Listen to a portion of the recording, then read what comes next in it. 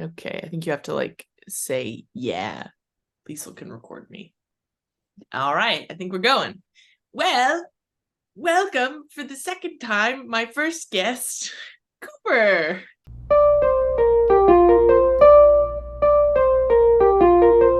Tea time with me, Liesl. I see you're wearing it seems like a French-inspired shirt. Would you say so?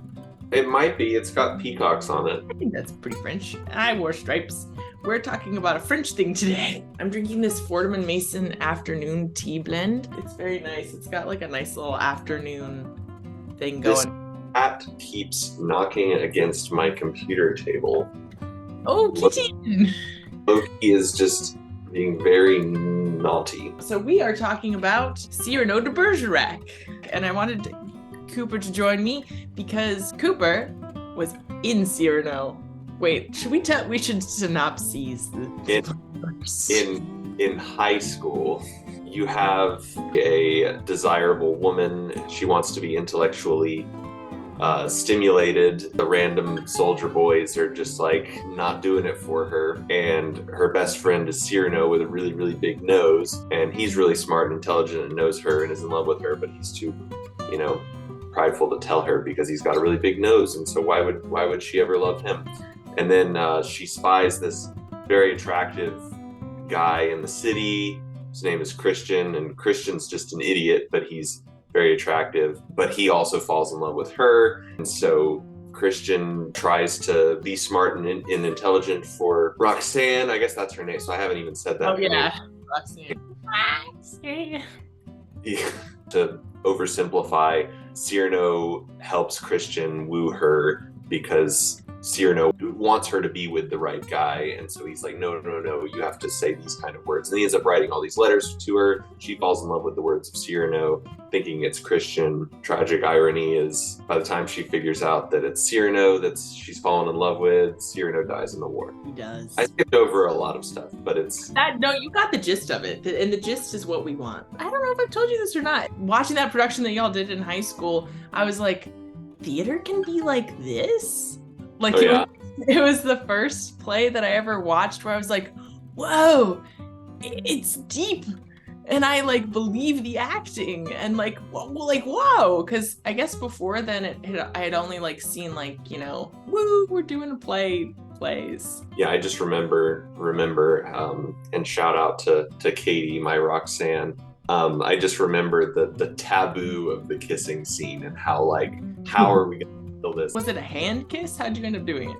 Oh, the lights cut before we kiss was how they handled it. The classic rom-com. Like before what you know is about to happen happens. Right. That one scene where like Cyrano's like feeding the lines to Christian like in the balcony and all that. Yeah, that's the one that ends in the kissing. The kissing. Do you remember what your first response was when you first got the script? I just remember liking it sort of comes across as almost like a Count of Monte Cristo, like Three Musketeers sort of war and love thing, which I enjoy. The dueling and the swords and all that as part of it. I think it stood out to me, and then the fact that it focuses on relationships and everything. For the kind of things I was reading, it seemed edgy to me. Yeah, because you were 17? How old? No, I would have been probably 16. 16? 15 or 16, yeah. Really? That was probably my sophomore year of high school. Oh, that's true. You seemed so, well, I guess I was younger than you, but I was like, whoa, the big kids play. Yeah. How did you feel as Christian? Do you feel like his character's misunderstood in any way? Is there any depth to Christian, or is he really just dumb? No, I think there's depth to him. He isn't intellectual, but I think he knows his feelings and knows kind of who he is and knows that he can't be that person for her. So he's enlisting help of someone else. It's just, he knows he's not enough for her as he is. And that takes character depth more than him just being a fop. Because if he was just like a foppy character, like in an 80s rom-com, he wouldn't even understand what was going on. You know what I mean? Yeah, you're right. He wouldn't even, like, it wouldn't even cross his mind that he's not enough. He would be like, what? You're into him? He's got a big nose. Like that. Yeah, you're right. And that's what makes it so much better. I read this book about rom-coms, and there was this whole chapter about how, like, the best rom-coms have a really well-written guy who she's not supposed to be with. Yeah. Like, he has to be, like, actually a decent person that, like, you have to believe the main character would be with for her to, like, choose somebody else. Otherwise, it's just like, why is she with Bozo over there? Right. Also, have you ever seen Terminator? No, I haven't. I just watched it for the first time. It's really good. I highly recommend. And I can already tell you that when you watch it, at first you're going to be like, this is really annoying because the main girl lead is very helpless. And it's just like these men having to save her. But I urge you to watch all the way to the end because I don't think it's that simple. Okay. All right. Let's chat a little bit about the movie. Oh, wait, I wrote this down so that I could say it. It's a French play written in 1897 by Edmond Rostand. Anyway, I was looking into it, and it was, like, produced by Peter Dinklage's wife, and it was her idea to cast him as Cyrano, which I think is a very smart, like, take on the original script. And then they added music to it, and then they, like, took basically, like, the bones of that play and then made it into the new film. As a musician, what do you think about the musical embellishment? I thought the movie and the music in it was great. Do you think it's better as a musical or as a play as originally written? Well, that's a really good question. I feel like I like it as a musical. Even though it wasn't, like, I don't know if I would say it's a full musical in the way that they staged it, but I think the music, like, heightens the language in a way that makes it really accessible to a modern audience. People so often do classic works without thinking about how they can translate it to a modern audience. People are like, oh, we're gonna do Hamlet, but make it real Hamlet-y. I think using that, like, lyrical language in song makes it more accessible because you can actually hear what they're saying. For me, the songs especially made it way more believable that Roxanne could be so emotionally invested. The songs have a way of demonstrating all of that emotion that normal dialogue doesn't necessarily show. Basically, the act before them going off to war and then them going to war, like that change in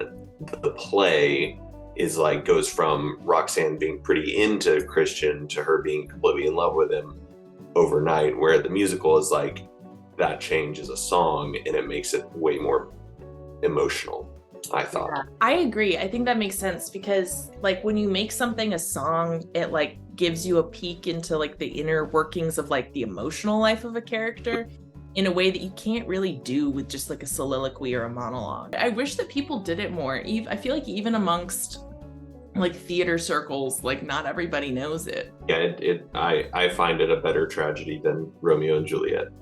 Oh yeah, I guess the whole, like, people love each other and they come from families that hate each other is universal or whatever, but, like, it doesn't feel quite as, like, deep and poignant to me as, like, your own pride being the inner obstacle to right what you want, and, like, a fear of rejection too.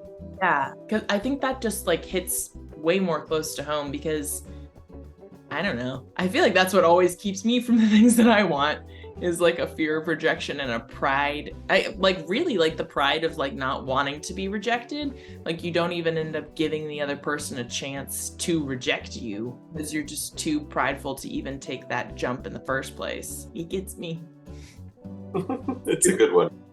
It's a very good one.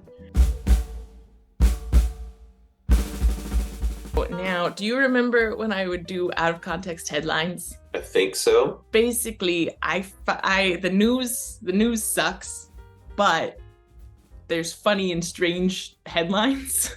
And so I haven't read any of these articles. I'll read you the headlines and then we'll decide what the article was about. This one's from National Geographic. This frog is see-through, and that's not even the most interesting thing about it.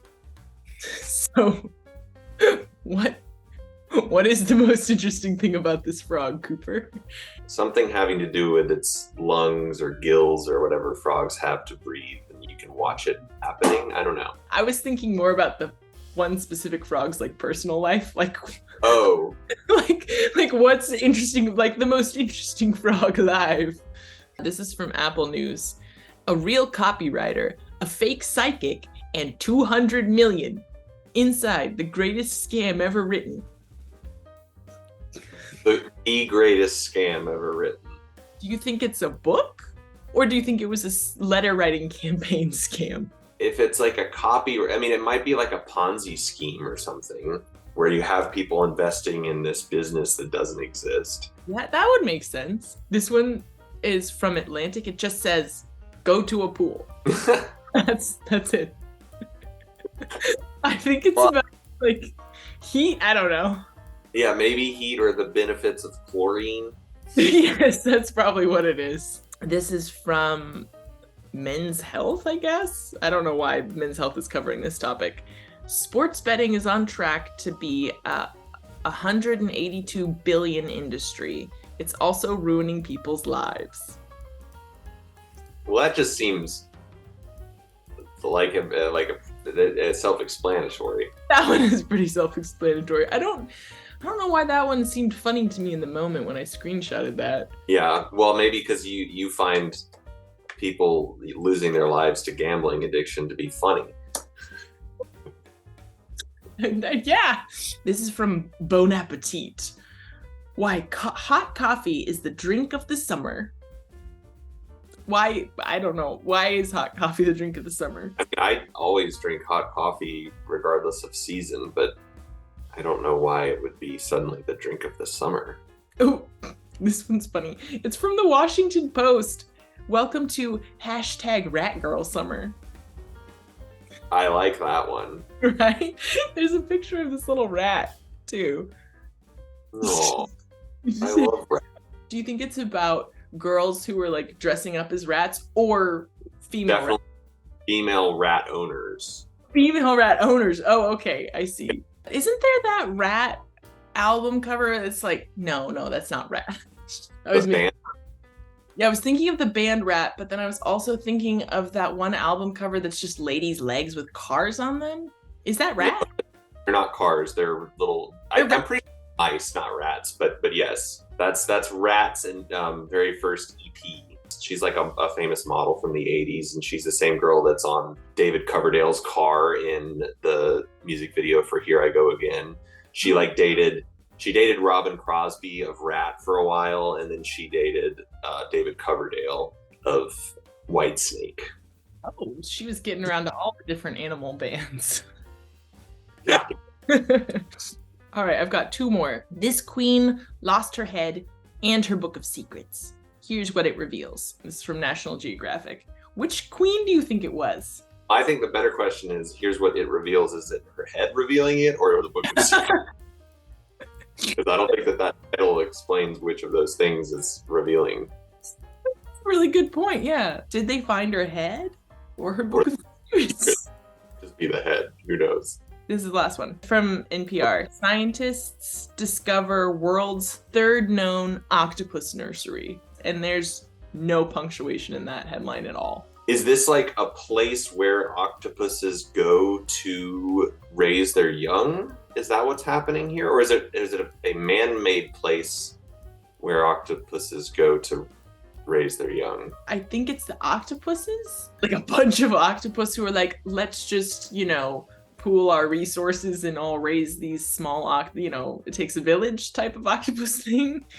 I kind of just thought that octopus just kind of like seahorses, just kind of let them go.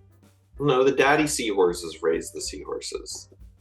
They don't just let the seahorses float away. No, dad seahorses raise the seahorses. It's like one of the only species that the male traditionally raises the young. But the dad carries the seahorses, but once they are born, he still takes care of them? Oh, I don't know. I don't know that distinction. Maybe not. Oh, anyway, plug your things. Ricardo and I have an Instagram called Across the Pond Cocktails. He's in the UK, I'm in the US, and we both make cocktails whenever we feel like it and post about them because we both love making good cocktails. And then I'm also going through old footage of me traveling and going on an existential journey, trying to figure out what I'm doing with my life on YouTube. All that, it's just my name, Cooper Epps. Thank you, Coupon, for coming to Tea Time today. Always a pleasure.